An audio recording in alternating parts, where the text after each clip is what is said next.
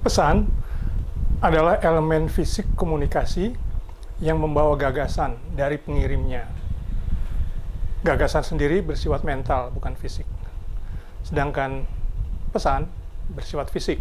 Jadi pesan adalah elemen fisik komunikasi yang membawa gagasan dari pengirimnya.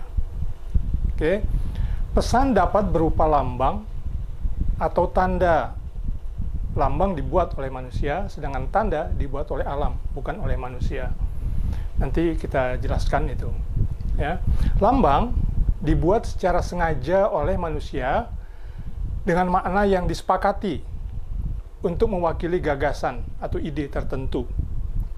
Misalnya kalau mendengar ya kata air atau membaca tulisan air, AIR, kita akan membayangkan benda yang kurang lebih sama.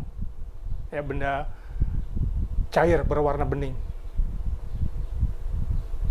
Lambang dapat verbal yang berbentuk kata-kata, contohnya air itu tadi, atau non-verbal yang bukan kata-kata.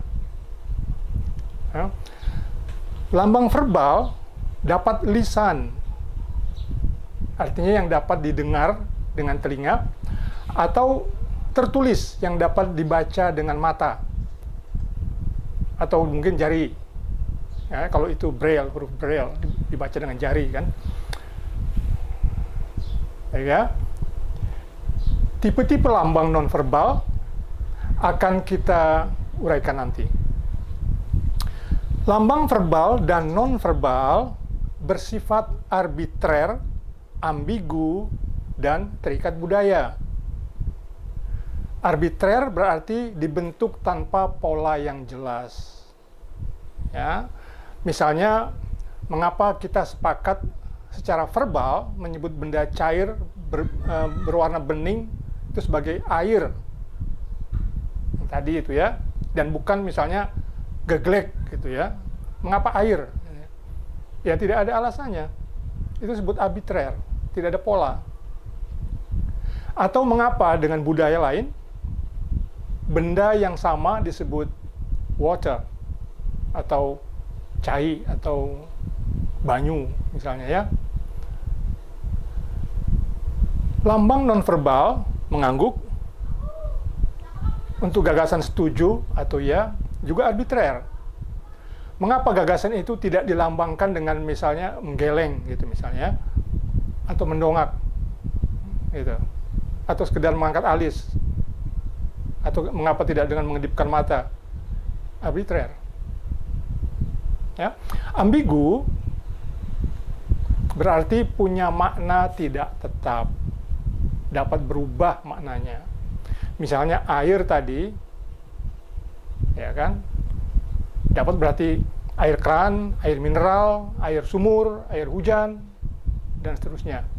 Bahkan dalam bahasa atau dalam budaya Inggris, air, air, ya, A-I-R, ejaannya sama ya, punya makna yang sama sekali berbeda.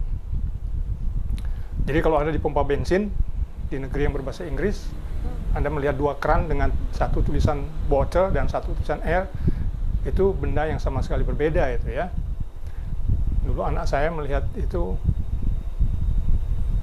dia katakan, wah Pak, orang sini rupanya berbahasa Indonesia juga, katanya gitu kan. Water, air, gitu kan. Padahal beda, benda yang beda itu ya. Senyum sebagai lambang nonverbal pun bisa menunjukkan keramahan, bisa menunjukkan ejekan, rasa sayang, atau lainnya. Dalam budaya India, ada anggukan yang sering membingungkan orang yang bukan India. Gitu ya.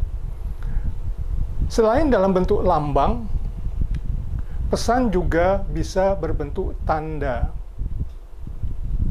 Tadi kita sudah singgung ya, yakni pesan yang dibuat secara alami, tidak dibuat secara sengaja oleh manusia.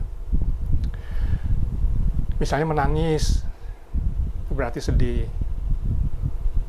Suhu tubuh tinggi, berarti sakit. itu ya. Makanya kalau kita masuk ke rumah sakit atau kemana, kita diukur suhu tubuh kita ya dengan apa namanya itu, termogan gitu ya. Kita tidak bisa membuat-buat itu. Itu lebih jujur. Tanda sulit dikaitkan dengan sifat arbitrer atau budaya, tetapi maknanya tetap dapat ambigu. Ya, dapat tidak tetap, dapat berubah-ubah. Misalnya menangis, mungkin bukan sedih, ya. Mungkin juga takut, kan begitu ya. Mungkin terharu, mungkin bahagia, atau mungkin sekedar sedang mengupas bawang merah, kan, air matanya keluar. Ya, dalam komunikasi, tanda bisa menjadi pesan penting, terutama untuk gagasan atau perasaan yang tidak disandikan ke dalam bentuk verbal. Karena itu, tanda kerap dianggap sebagai pesan yang lebih jujur dibanding lambang verbal maupun non-verbal. Dengan tanda, kita dapat lebih memahami orang lain tanpa dia membuat lambang apapun, tanpa dia mengatakan apapun. Lambang verbal juga mengandung punktuasi, yakni pemisah antar segmen, antar bagian dari suatu pernyataan. Pada lambang verbal lisan, punktuasi berbentuk intonasi, nada-nada ya, yang menandai awal dan akhir suatu segmen, serta jeda antar segmen, jeda waktu ya, waktu kosong gitu, selang waktu. Pada lambang verbal tertulis, punktuasi berbentuk koma, titik, dan sebagainya.